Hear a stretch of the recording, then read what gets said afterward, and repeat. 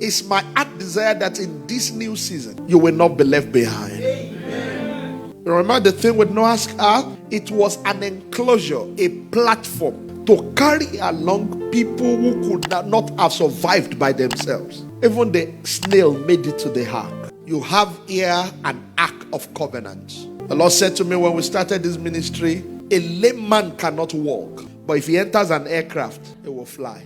Not because he can fly by himself, but grace makes it fly.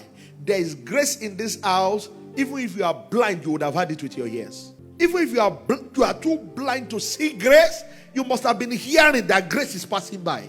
Please, in this season, don't let grace pass you by. Every one of you under the sound of my voice, and as many as will watch this, whenever, wherever, I pray that grace will lift you up.